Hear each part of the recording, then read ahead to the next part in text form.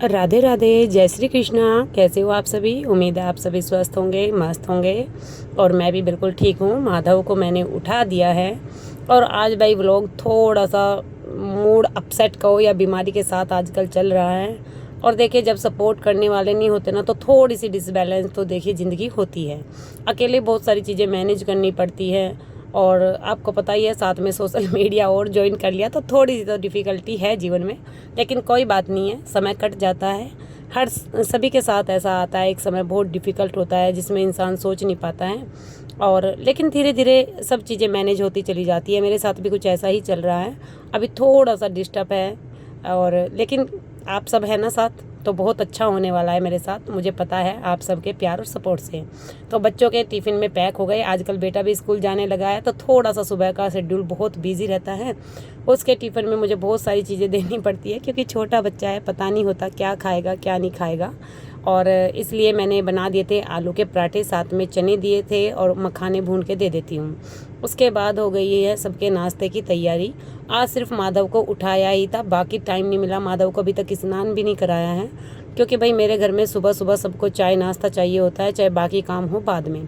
और ये सभी के साथ है भाई, सुबह उठते ही सभी को भूख लगती है। लेकिन मेरे साथ ऐसा नहीं है, मुझे सुबह उठते ही भूख नहीं लगती। लेकिन वो उनके लिए नहीं है। जैसे देखिए, आप स्नान करते हैं या आप पूजा पाठ करते हैं तो आपको तब तक भूख लगेगी ही नहीं।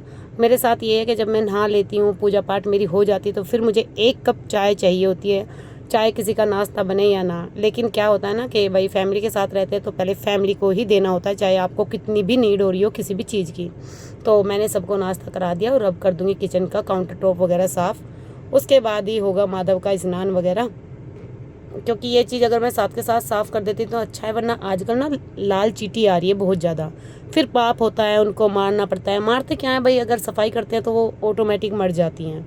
तो मेरा किचन बिल्कुल एकदम नीट एंड क्लीन हो गया है, मतलब काउंटर टॉप।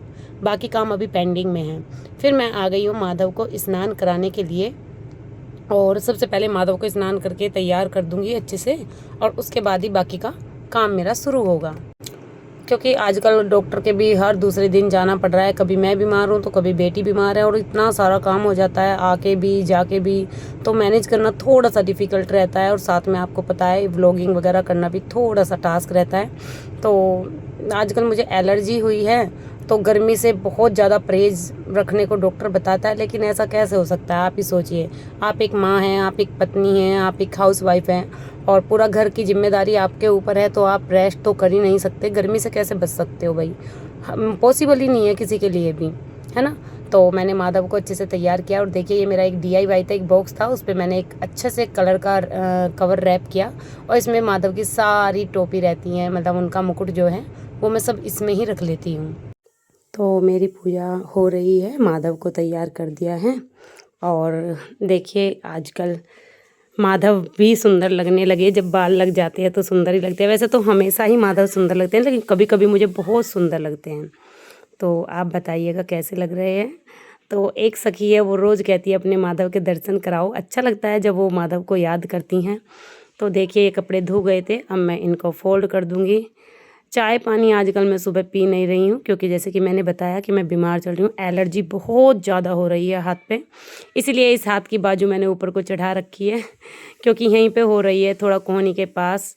और तो मैं कपड़ों को कर दूँगी अच्छे से फोल्ड। और आया था राशन घर का जो हमने शॉपिंग की थी, तो ये भी लगाना होता है। घर में देखो छोटे मोटे काम लगे ही रहते हैं, लेकिन जब हेल्थ इशू हो जाता है ना तो लगता है कोई और ही कर ले काम को लेकिन मैंने अब सोचा ये पेटियों में रखे रहेंगे तो स्मेल हो जाएगी, तो इनकी भी अच्छे से कर देती हूँ सफाई।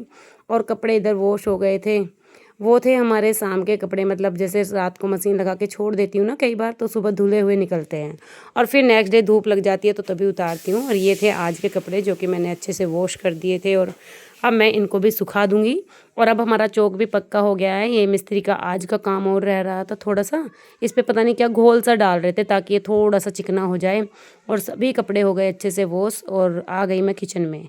अब किचन में बनेगी आज आलू शिमला मिर्च की सब्ज़ी। इधर मैंने दूध गर्म होना रख दिया है, मक्खन निकालना बाकी है अभी।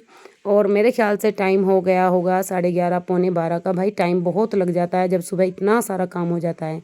पर आजकल बस एक ये राहत है कि बच्चे स्कूल चले जाते हैं तो बेटा चला जाता है तो काम थोड़ा और आसान हो जाता है। बीच में जो उसका काम करना होता था वो नहीं करना पड़ता। क्योंकि देखिए छोटे बच्चे के साथ ना किसी का सपोर्ट चाहिए।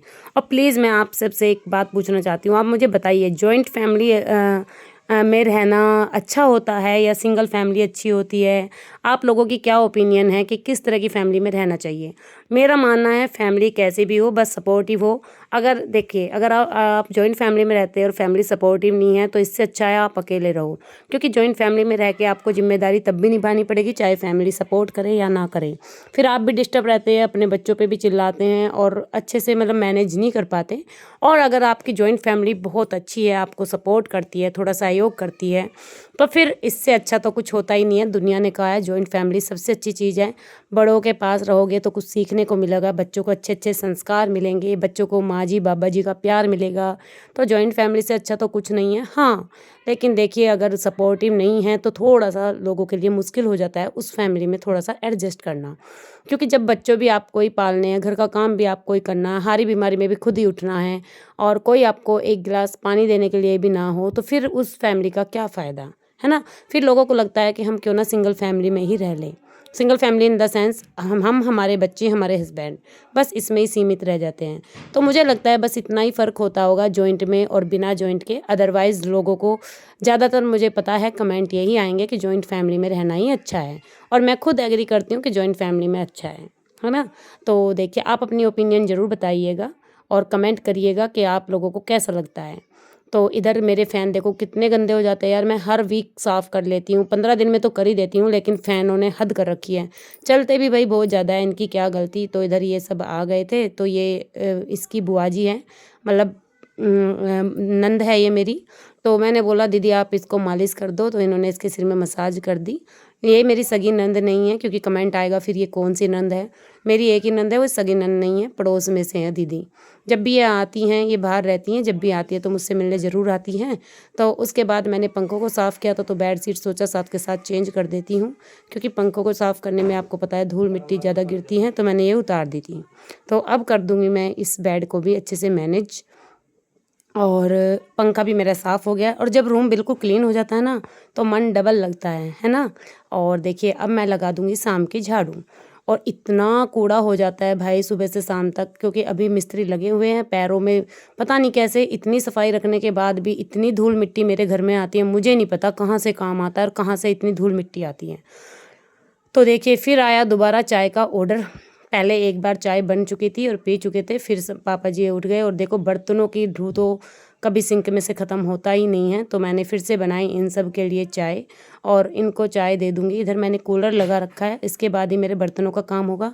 बीच में झाड़ू भी पड़ी है अभी, क्योंकि पहले चाय बनाने का ऑर्डर आ गया था।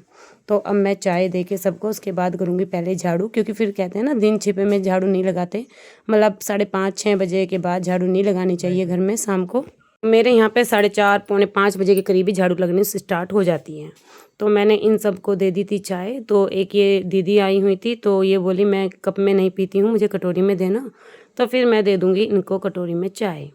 तो बस ऐसे ही पूरा दिन निकल जाता है, पता ही नहीं चलता। कहते हैं ना काम ही क्या है घर में, हमें भी नहीं पता होता काम क्या है, लेकिन हमें आराम भी नहीं होता, हर टाइम काम लगा रहता है। तो जो कपड़े सुबह वॉश हुए थे वो उतर के आ गई, अब मैं इनको फोल्ड कर दूँगी। अगर आपको व्लॉग अच्छा लगे तो लाइक करें, शेयर करें, प्यारे प्यारे कमेंट करें। मिलते हैं कल नए व्लॉग के साथ।